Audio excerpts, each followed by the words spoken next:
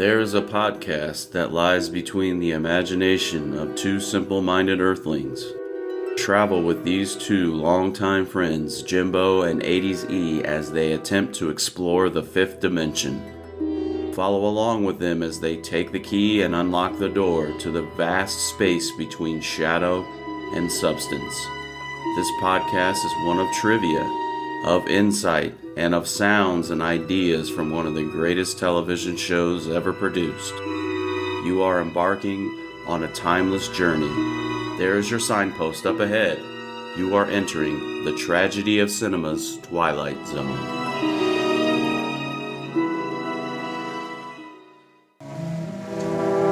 An old woman living in a nightmare. An old woman who has fought 1,000 battles with death and always won. Now she's faced with a grim decision, whether or not to open a door. And in some strange and frightening way, she knows that this seemingly ordinary door leads to the Twilight Zone. All right, guys, welcome back to the Tragedy of Cinema podcast, the Twilight Zone series. I'm your host, Jimbo. And I'm your co-host, 80Z. Hades. Nothing in the Dark, 1963. You know, after we had such a great last two episodes, we come to this episode. Not so good. Really? Yeah. Already. Fresh Yeah. off the baseball game. That was good. We had a good time. Yeah, Indians won. Our local AAA affiliate. That's the first time that me and Eric have ever went to a game where somebody's won, I do believe, of any sport. Yeah. So let's transition to this Nothing in the Dark episode. This is the Twilight Zone Season 3, episode number 16. And the original air date for this episode was January the 5th, 1962. We've rolled over from 1961. We are now in 1962 while we're filming these and airing these episodes. And so with that, let's bring ourselves to the most favorite segment in the episode. Let me get our applause going here. The segment we like to call On This Day in History. All right. For On This Day, are you ready, Jimbo? January 5th, if we go all the way back to 1886, all right, we're going way back for this one. The Strange Case of Dr. Jekyll and Mr. Hyde by Robert Louis Stevenson was published by Longmans and Green Company. That was January the 5th, 1886. Good book. Yeah, good movies, definitely. Good, yeah, they made a lot of good movies and TV shows related to that. All right, let's skip ahead several decades. You'll like this one. This one will be very applicable to you. January the 5th, 1914, industrialist Henry Ford announces his $5 minimum per day wage, doubling most workers' pay from $2.40 for a 9-hour day to $5 for an 8-hour day. So I computed that, and I think I adjusted that for inflation in $24, $156.77 for an entire day, which you probably make way more than that in a day. Yeah. No. $5 a day, can you imagine?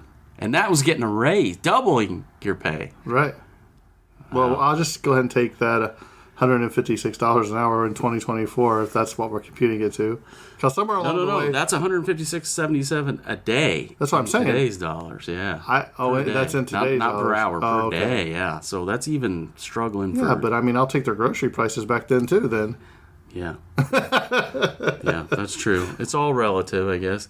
January the 5th, 1957. Here's some baseball trivia to go along with our day. Dodgers' Jackie Robinson announces his retirement rather than be traded to the New York Giants. And in other sports, January the 5th, 1971, body of former world heavyweight boxing champion Charles Sonny Liston, he was age 40 at the time, his body was found by his wife Geraldine at their Las Vegas home. He had been dead for an estimated 6 days, and foul play was suspected. Maybe even suggested. I don't know. But Sonny Liston, I think, I don't know what year, Muhammad Ali fought him, I think a couple of times, Sonny Liston. January the 5th, 1970, American daytime soap opera All My Children Is that one of your favorites? No, that was on a different channel. We were the CBS channel in this family, so we always had like Young and the Restless, Bold and the Beautiful, As the World Turns, and Guiding Light. In those orders. All My Children premieres on ABC in 1970. I wonder if it's still running. I don't know, but that's a long time. Yeah. If it is. There's not too many of those left. No, I wouldn't think so. 1989. Baseball signs $400 million contract with ESPN showing 175 games in 1990. That was January 5th, 1989. Here's a good one. January 5th, 1993. Price is Right model Janice Pennington sues CBS. CBS. I don't know. That's a different category there. CBS for a show accident in 1987. A TV camera actually hit her in the face, knocking her off of a 4-foot stage, causing her to break her collarbone. And in the settlement, she was awarded $1.3 million in the settlement. So, yeah, not bad. That was 1993. Apparently... The price is wrong, Bob. Yeah, there was a big scar, and it ruined her modeling career. And I don't know. We can go down that rabbit hole. Did you like the old Barker's Beauties there, Eric? Oh, yeah. When you were home sick from school? Oh, yeah. I was always watching The Price is Right, for sure. All right. And if you were really lucky, they'd have the swimsuits on because somebody was winning a jet ski. Well, that was her claim because she broke her collarbone. I guess she had a big scar, which she couldn't model the swimsuits anymore on the show. So that cost her a lot of money, apparently. So January the 5th, 2020, let's move ahead. The 77th Golden Globe Awards. Once Upon a Time in Hollywood. Great movie if you haven't seen it. That's really cool, Indy. It won. This is odd, though. It says it won for Best Comedy Musical. I don't know what. It wasn't really a comedy or a musical. I guess there were elements of that, but Once Upon a Time in Hollywood won the Golden Globe. All right. And then finally in 2023, Pocahontas was revealed to be the 12th great-grandmother of actor Edward Norton. You a fan of Edward Norton? His movies? Yeah? Not really. Fight Club? No. No? All right. So Incredible Hulk that he did. No. No. Yeah, I don't think he was great as the Incredible Hulk. Wasn't he in like ER or something too? He was in that famous. Well, he was in American History X. No, I'm talking about TV show ER. Oh yeah, I don't know. I don't think so. I'm not up to date on my Edward Norton trivia. Norton. So it was actually on the PBS show called Finding Your Roots. It's kind of a popular show where people trace their ancestry. So apparently he's related to Pocahontas several generations back. And let's go ahead and move on to some of the episode details for Nothing in the Dark. This episode was directed by Lamont Johnson, and it was written by the hippie George Clayton Johnson. He makes another appearance here. And the total production costs were down for this episode quite a bit. It came in at $39,557.66. So pretty cheap. I guess really the only set is the tenement house or the apartment that's all about to be torn down. One date of rehearsal for this episode, April 14th, 1961. So I guess Robert Redford was so good that he only needed one day of rehearsal. Well, he didn't really have much going on. It was only one set. Yeah, well, I mean, apparently they only needed one day to rehearsal. Dates of filming, that's incorrect. I have one date of filming. I think this was actually 3 days of filming for this one, and I don't have that in front of me. I apologize. I had a little bit of a miscue there. So that's our details on our wonderful Nothing in the Dark episode. Jimbo, tell us about the three wonderful people. Well, there is just a small cast in this one. You had Gladys Cooper. She plays Wanda Dunn. You may remember her from My Fair Lady. She was also in a movie called The Song of Bernadette. Have you ever seen that? It's about, I believe it's about a nun who sees like Mary in like a junkyard or something. And not familiar with that. No? What year was that? 1942, 35, something. Yeah, black and white. It's like 2 hours and 43 minutes, dude. Really? It might be an epic. Yeah, it's all right. Then you had the legendary actor Robert Redford. He played Harold Belden. He was in Butch Cassidy and the Sundance Kid, The Natural, Up Close and Personal, The Last Castle, several other things. Favorite Robert Redford movie for you? The Last Castle, probably. Okay. You ever seen The Last Castle? No. That's where he's sent to the... and I couldn't sit through... He's sent to the prison where for people military that were convicted of crimes, so he's in that prison, and it's really good. You need to watch it. A River Runs Through It was probably my favorite Redford movie. Yep. I think he's in it, or maybe he just directed that. No, because isn't that Brad Pitt? Yeah, I think he just directed that. Which Robert Redford is not only an actor, he's obviously a legendary director too. Then you had R.G. Armstrong. He was the contractor. He was in Predator, Dick Tracy, Children of the Corn, several other notable movies there too. And last but not least, with his little cameo, once again, a legendary narrator and self-host and creator of the Twilight Zone, Rod Serling. So, Eric, there's your little bitty cast. All right, I'll give you a little bit bigger plot summary here. The old Mrs. Wanda Dunn is afraid of Mr. Death and does not open the door of her room for anyone who knocks at the door. When the police officer, Harold Belden, is shot at her front door, the reluctant woman opens it and lets him in. She helps Harold, and she tells him about her fear of Mr. Death and that her time was coming, therefore she could not see him. When a contractor comes in to demolish the building, he explains the old gives space for the new. That's a quote from the contractor to her, and she finds that her new journey has begun. So, as we open the scene of Act 1, we're in an old, dilapidated, apartment, tenement house. Yeah, it looks like it's basically an abandoned building that had been hit by an earthquake. Right. And there's chairs, broken windows, chairs stacked up, cans everywhere, pots everywhere. A little bit of bed, a couple beds, some stuff just laying around. It's a lot of junk. It's snowing outside. It's probably really cold in there because I'm sure there's no heat. And the old woman is bundled up under many blankets in her bed. And a police officer ends up being shot on the steps outside, and he's wounded outside the door of the abandoned tenement where the frightened old woman resides. That's sort of the summary of kind of Act 1. I'll try to do Art Toast is Solid and keep this brief and summarize these acts a little bit more.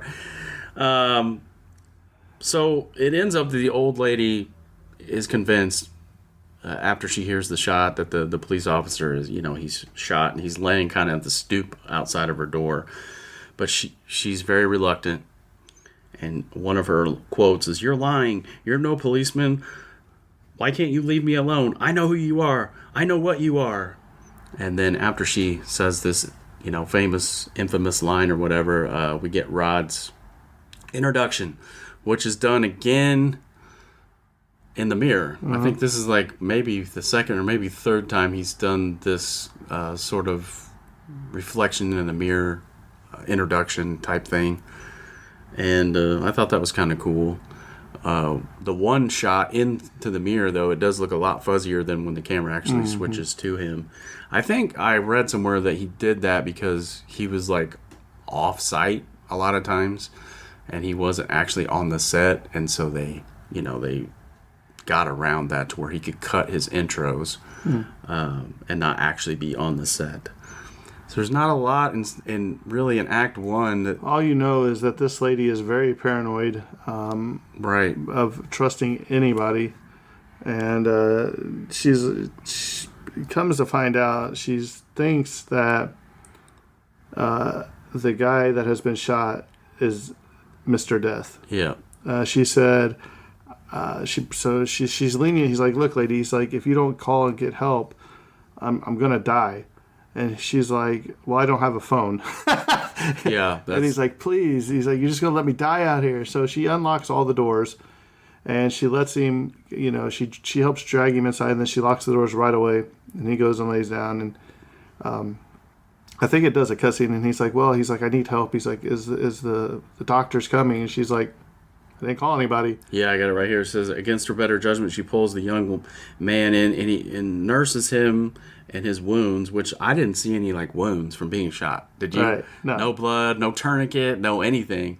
He just goes, "Hey, I feel a whole lot better" once he's inside. Yeah. Which, it's your first clue. Yeah, for sure. And then she starts fixing him warm tea. And she, like you said, Jimbo, she doesn't have a telephone to call a doctor. She explains to the young man that Mr. Death was out there waiting for the opportunity to take her away. In fear for her life, she has spent the past few years fending off whom she feared was Mr. Death in disguise. Yeah. And then this quote goes to what you just talked about. Even if I could call a doctor somehow, I couldn't take a chance and let him in. You know, don't you see? It might be him. Him, Mr. Death. I know he's out there and he's trying to get in. Well, she said, I've seen him many times. And because the guy's like, well, what does he look like? She's like, I've seen him many times. Like, I was riding a bus one day, and this old lady and this girl did something, and they touched fingertips or something. And by the next, the guy got off, and by the next bus stop, the lady was dead. Yeah. And she was an older lady, she said. And then, what was the other one? She said one time there was something else that happened, and the lady or man died, and he was older too. And she's like, his face is never the same. So I'm right away, I'm like, this lady is the most unluckiest lady in the entire world, because she's been around more people just dying right in front of her than anybody I've ever seen. Yeah. Yeah, she also explains that the old woman, she never goes out, and that a boy delivers her food. She leaves him money and a list, so she never leaves her room. Ever. And she also says, well, sometimes, you know, he comes by as a contractor, he comes by as a gas collector, you know. It's basically just everybody that wants their money for paying the bills, so... Mm-hmm. She can't let down for even a moment because Mr. Death might get in. I think she also said he was a soldier and also a taxi driver, if I remember. There's some other things that he's had taken the form. One other thing that stuck out to me, too, farther along in Act 2, was a cinematography shot that I thought was really cool. If you remember the spotlight shot on her hand, reinforcing her old age, she tells the story about how when she was young, she used to always like to be out in the sun, and she couldn't, you know, she was always out and about doing things. It's only that now that she's gotten very old, that she's become like a recluse and stays in the dark. And, you know, when the camera pans to her hand and it's all old and wrinkled again, and I thought that was a cool shot that just reinforced her old age. And one of her later quotes, I think in Act 2, she says, "I'd rather live in the dark than not live at all." She's in such fear of death and afraid of dying, afraid specifically of Mr. Death, that she's frozen and she's paralyzed by fear, really. Well, and I think this is also where the guy's like, he's like, look, he's like, there's nothing to be afraid of. He's like, I don't want to hurt you. He said, I just need help. If I don't get help, I'm in bad shape. And this is where you see her start thinking about, man, maybe I should go out and get help. She's thinking, and I think this is where the contractor comes and knocks on the door. Yeah. And he Mr. Death, who we come to find out who is Mr. Death, he's very persuasive. He's handsome, obviously a young Robert Redford. He plays the part perfectly, right? Like he's very persuasive. He tries to put her at ease. You can kind of see her personality change a little bit, and she becomes more at ease with him once he's inside the house and she's kind of taking care of him or whatever. But Jimbo, as you said earlier, late in that afternoon, a city contractor basically barges into her place to inform her that she has to leave. And then there's kind of a dramatic entrance of the contractor where he breaks in the door and she falls down and faints on the ground. And then we go to a commercial, and then we come back for Act 3. Did she faint, or did he knock her down? I don't know if he knocked her. Because he breaks the door down pretty much. Yeah, like he breaks in, and it's really dramatic. And we go to that commercial break, come back for Act 3.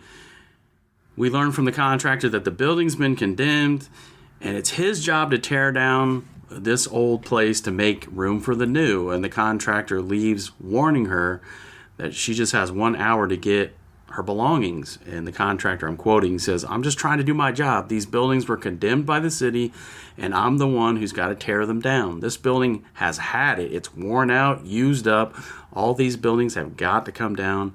I ain't a monster, lady." He's trying to be, as nice as he can about it. Right. Let me ask you this question. So this entire time, you don't see Mr. Death. You don't hear him say anything to Mr. Death. This is a clue.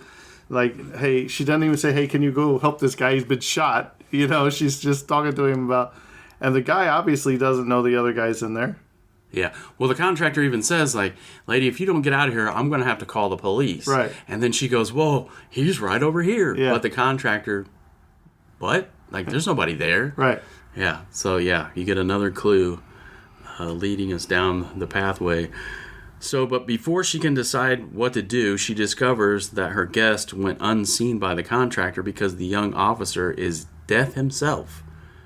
And then this is another cinematography shot that's really cool in this episode is Mr. Death is invisible in the mirror. Mm-hmm. And I think I have a goof piece of trivia in here too. I'll get to it in a minute that pertains to the mirror itself. So in an attempt to reassure her that her running is over, he gains her confidence and takes her by the hand, and then we're coming to the end of the episode. And looking down at her frail, cold body on the bed, her fears are really put aside, and what she thought would come in like an explosion comes in like a whisper.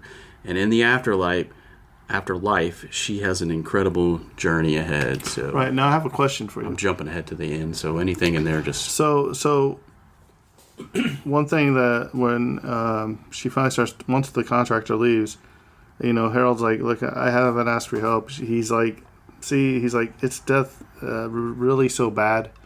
He's like, I haven't tried to hurt you. Mm-hmm. And then he says, Mother, right, I know. Give me your hand. Yeah. So I'm thinking to myself, was her son a police officer that got shot in the line of duty? That's interesting. Was it just maybe a miscarriage and this is her son, he's portraying as her son? Or is he just acting that, yeah. Or is he just acting like, hey, she's an older lady, I'm just going to call her mother. Right. It made me think of the movie Meet Mr. Black, I think. Meet Joe Black. Or Meet Joe Black, sorry, yeah. Where he plays Mr. Death. Mm-hmm. And, he calls... Very similar, like in a hospital. There's a hospital scene where a woman's dying, and he calls her mother, and basically she dies after he touches her or whatever. Brad Pitt plays the main role in that, but that's what that made me think of. So I don't know if that's like a historical thing, right, like people that like Mr. Death calls people mother when they're about to take him. But sorry, but no, that just made me think of that. That's why that's when he said mother. It kind of threw me for. I was like, well, this just got really twisted. If that's really his mother, you know what I mean? Yeah, I never considered that aspect of it. I guess he does have a tourniquet like around his shoulder, but there's no blood or anything as we're kind of perusing through the episode. But I'm pretty much at the end here. That the episode closes once the contractor, does his thing. She trusts Mr. Death and what she thought. Oh, one other thing that I wanted to note. At the end of the episode, I don't know if you probably caught it, but when they walk through the doorway together, the lights go dark, which I thought that was a cool cue. Right, but did you walk when they're walking by up at the street? It's like brighter. Oh, is it? Yeah, I didn't catch really that good. She part. looks younger too, like happy. Like her like whole character changed. If you watch in the background, I thought it was really cool. Like you can see that through the window. Then? Yeah, it's out the door, but how they go up and then they come right behind it. If you pay attention, I thought that was really cool. Yeah, I just noticed the darkening of the room, kind of like how if you would go watch a stage play when they move from scenes that everything goes dark. I thought that was kind of cool. Any trivia from you want to start off with? No, I'm good. I didn't really find a lot about this. There's really not. I mean, you have one set scene. There's not a whole lot to go on. Right. And I didn't want to bore people to tears with stuff unnecessarily. stuff. I don't want to be yelled at by Art Toast. Yeah, really. We don't want to get on his bad side for sure. A few trivia points, though. This is the first episode of The Twilight Zone for Gladys Cooper, a.k.a. Wanda Dunn. She appeared in another episode in, I think, it's called Passage of Lady Anne. I'm thinking it's in Season 4, but I'm not 100% sure on that. But she appeared in 2 Twilight Zone episodes. Between his television debut in 1960 and 1964, Robert Redford appeared in 25 various TV series, including this episode, Nothing in the Dark, TV and occasional films, until his breakthrough film role as closeted gay actor Louis Wade opposite Natalie Wood in Inside Daisy Clover. You ever heard or seen that movie? I have not either. It was released in 1965. So this actually is his only appearance in The Twilight Zone. And we already know he appeared as Mr. Dunn, Harold Belden. Yeah, that was his character's name. IMDb lists this episode as number 7 in a ranking of all 156 episodes. See, and that number 7. That just really... That doesn't sit well with you? No. All right, well. I can name 7 already better than this. Let's go. You ready? Go ahead. Stop at Willoughby. Okay. Mirror Image. Okay. 5 characters in search of an exit. I'd even put the Purple Testament ahead of this. Eye of the Beholder. What's the one with the people at the bus stop that trying to find out the aliens? Monsters Are Due on Maple Street's another one. Yeah. People at the bus stop. The alien that plays the bus. They're on the tour. It was last season. Oh. And it's out in the guy with the third eye or whatever. Yeah. You know, I mean. I know what you're talking about. So right there is already, 8 or 9, and this, no. Doesn't make your top 7. Might not make my top 20. All right. We'll have to see. We still got a whole lot to go. Yeah, but that's true. Well, we're over halfway through, though, right? Oh, yeah, but this might not. This probably won't even make the top 10 of season 3 or whatever we're on. All right. According to an inter-office memo. Give me Mr. What was the Once Upon a Time in the West, or whatever we just did with the silent era guy. What? Buster Keaton? Yes, give me that one over this. Yeah. According to an inter-office memo, this film was originally slated to close the second season of June, and actually supposed to be aired on June 2nd, 1961, but was instead shelved and replaced by, I think, a better episode than this one, The Obsolete Man. That's got to be a top 7 one. According to a letter from Buck Howden from CBS, the idea behind removing the 2 new shows from the end of summer 1961 schedule for use on the new season was to give the series a running jump into season 3. So I guess this was supposed to be at the end of season 2, but they moved it to season 3. The entire episode was produced on stage 3 at MGM. One camera had to be moved to MGM from the Hal Roach Studios for this episode. It says the reason for the move is still unknown. The entire set for the tenement apartment, get this, was a total of $890. And let me read a couple quotes here. We were invited to watch the screening after the first day of filming, and sitting in the back was Robert Redford, recalled George Clayton Johnson. He was covering his face during most of the showing, and when the film was done, he walked out and left without speaking to anyone. Later, I was told that Redford did not like himself in the film, but I thought and still think that he was absolutely perfect. He was down to earth, attractive, and what you would expect from a man representing death. And when Lamont Johnson played the film for Gladys Cooper later, because she had to rush out and do something else after the filming was completed, he told me she kept commenting about her performance, saying, "Oh, that poor old woman." So sounds like both of them really weren't that impressed with their performances. I recall, the quote continues, I recall how everyone from the director to the actors to the designers had everything ready from the moment they began filming, recalled Robert. Oh, this is Robert Redford. This is Robert Redford says, he goes on to say, it was so laid out by the time we finished that the last scene, it felt like a few hours had passed by. Gladys Cooper was a wonderful woman to work with and a pro all the way. That was a good script, too. Of course, no one ever thought that this episode would become a classic and shown around the world like it is today. I don't prefer to look back at my earliest efforts, but I have to admit, to this day, I am proud of that one. So, I guess he came around a little bit on it. Redford did. In an episode of Strange Frequency, titled Don't Fear the Reaper, initially cast on November 11, 2001, one of the characters is watching this Twilight Zone episode on a television screen. Not familiar with Strange Frequency. And this is one goof. I don't know, maybe Jimbo, you can help unpack. Maybe we can make some sense of this. I'll just read it and we'll just go. At 22 minutes, Mrs. Dunn's spirit is visible in the mirror as she looks at her own corpse. In an earlier scene, Mr. Death was invisible to others except Mrs. Dunn and the audience, and even Mrs. Dunn was unable to see his reflection.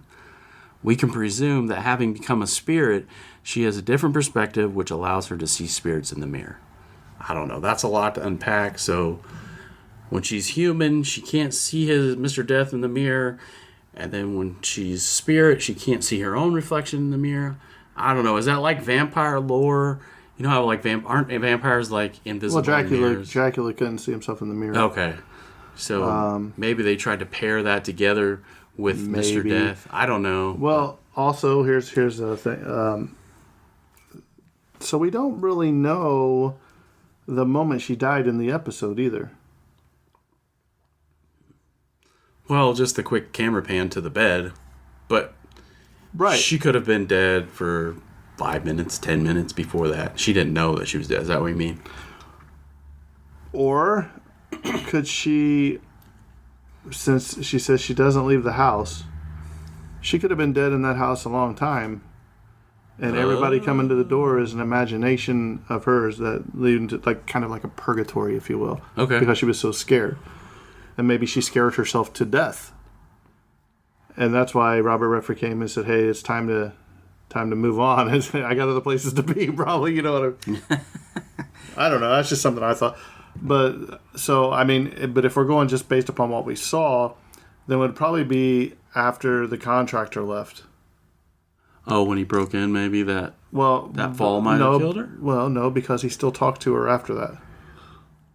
Well, if your first supposition is true, then she's talking to an imaginary Well, that's what I'm saying. But I'm just saying, if we go by this episode, so she would have to die by the time the contractor leaves and she starts talking to Death again.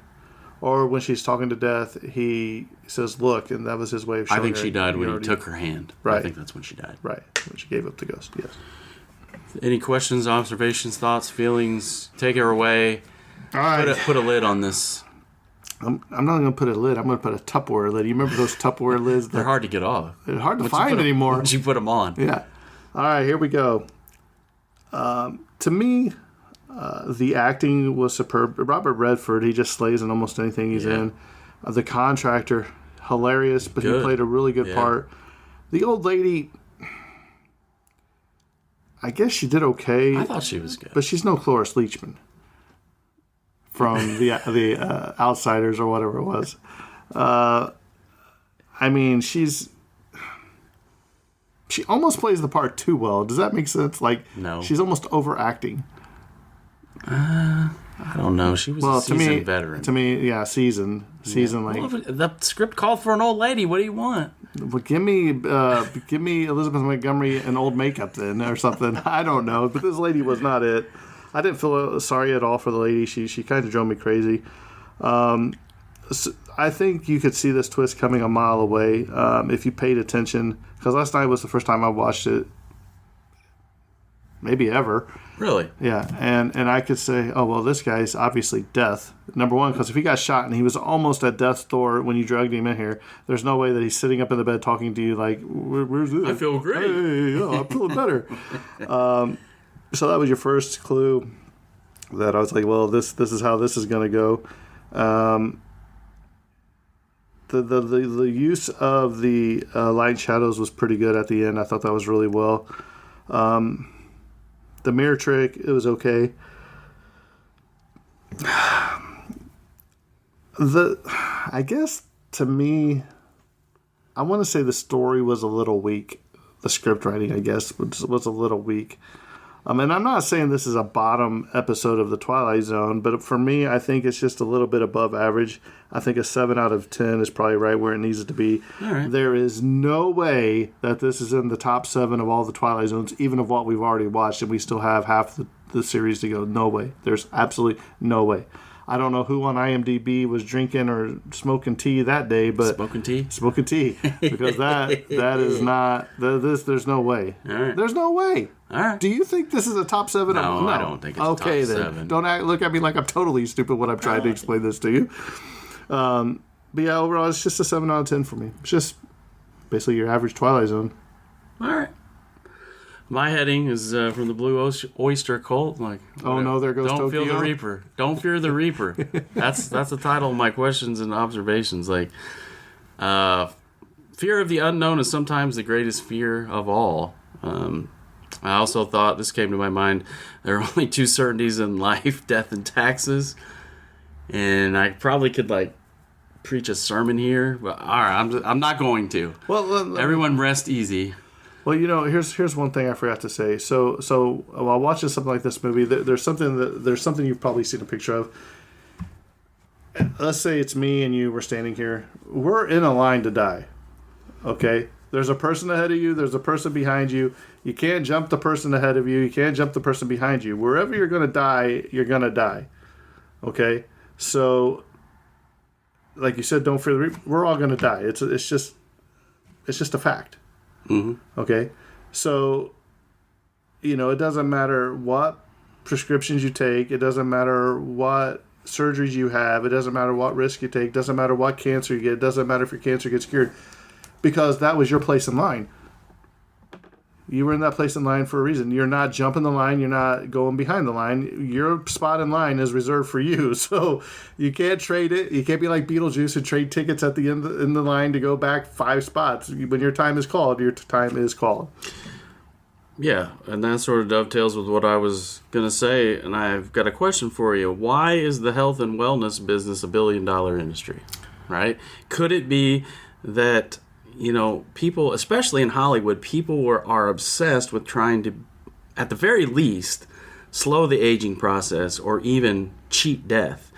But let me confidently say, and without reservation, it ain't going to happen. Like, we're all appointed, right?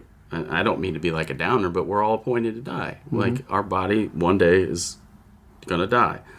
And I'm not saying you should be, like, reckless with the body that God gave you, but I'm going to read you a headline. This is straight off the Newswire. And this is the headline that I looked up. It says, a 45-year-old CEO tech millionaire is spending millions a year to be 18 again, even though his doctor admits the results are minimal. So there are rich people out there that think they can somehow, in a different way, like this old woman, like they can cheat death. She thought she could cheat death by just staying inside and hiding from Mr. Death, etc. But a multi-billion-dollar CEO is just ridiculous. Throwing a little conspiracy out here. Let me throw you out one. You ready? All right, go. All right, here we go. This might shut us down, but here we go. Right. Do you think that the government has cure for certain diseases that they charge people more on their insurance or prescribed drugs than what they are telling and people? I think that, like, cancer, is that one of your, like, the cure for cancer? We'll just use that. There's more money in the treatment than there is in the cure. So, yeah, I mean, I don't think that's that far-fetched. But that headline, I remembered hearing about this 45-year-old guy, and I just thought, what a waste. Like, you could do so much better things. And, like, he has a whole regimen. I won't bore you with the details, but this guy really thinks in his own mind, he's deluded that he can somehow go back and be 18 again physically. That it would be fun. He can roll back the clock, and I'm sorry, I don't care how rich you are. It's not going to happen. And what we know now. Yeah, I would have taken better care. I think we both could safely say we would take better care. I would have invested in Bitcoin. I thought you meant physically. I am too. Okay. So, yeah, and I don't mean to be on my soapbox here, but it's not going to happen. But, people make billions of dollars. And that's aside from the whole, conspiracy about treatments and for, diseases and things. And, that's a whole nother podcast for a whole nother day. But just going back to our episode, just to conclude, like, I enjoyed the episode. I thought the cinematography in this one was great. The spotlight on the hand, the mirror shots, and the lighting, and the light and dark going at the end of the episode. I think IMDb rated it an 8.3. I got to at least rate it that high, maybe even an 8.5. And I would concur with Jimbo. The acting, well, you said 2 out of the 3 actors you thought were really good. It's like they say 2 out of 3 ain't bad. Yeah. I thought all 3 were great. And, yeah, it's an upper echelon. Is it top 7? No, I agree with you. It's not top 7. But it's an upper echelon. Oh, you say it's going to make your top 10 at the end of the season? At the end of this season? It might crack the top 10 of this season. I don't know about all time. Definitely not of all time. But it might crack the top 10. We'll just have to wait and see. Let's see how it plays out. And, Bond 007, he'll zoom in with us and he'll give us his top 10. It's going to be I think Bond really liked this episode, if I remember, because he was like, I wish we could have done next week. Yeah. Too bad, Bond, you're wrong. No. Prop piece, I'm taking probably the tea set, I guess. Did you have a prop piece? Yeah, I think I'm going to take the contractor's hat. All right. Didn't he have a hat? Was it like a big cowboy hat or something? I think so. Yeah. If not, I'll take the policeman gun. Okay. Sounds good. All right. Well, there you have it. Eric, do you know what the next episode is we're doing? I do not. I don't have that. You don't have any notes on you? Wow. No, wow. I don't. I'll have to. I hope it's not a boring one. So, if you want to follow us, we are the Tragedy of Cinema podcast on Facebook. If you want to reach us, we are the Tragedy of Cinema at gmail.com. We want to thank everybody for listening once again. Hope you guys are enjoying this. I'm in the middle of talking to Eric. Once we get done with Twilight Zone, where are we going? So we're either going to go, I think, with Night Gallery or The Outer Limits. I don't know we which are. one I didn't yet. know about The Outer Limits. You've already signed up. I did? Yeah. Oh, all right. Well, I mean, I didn't really talk to you about it, so I'm just saying, I'm making you. But I think we'll do Night Gallery since that is Rod Serling. So stay tuned for more info, too, on our live show. And repeat that? Yes, I just said that in our episode Did you? Today. Yeah, too. We need to get started hunkering down on that and getting that all worked out with Jackie and everything. So, oh, man. Well, with that being said, I think this episode's coming to a close, and that's a wrap. And cut. There was an old woman who lived in a room, and like all of us, was frightened of the dark, but who discovered in a minute last fragment of her life that there was nothing in the dark that wasn't there when the lights were on. Object lesson for the more frightened amongst us, in or out of the Twilight Zone.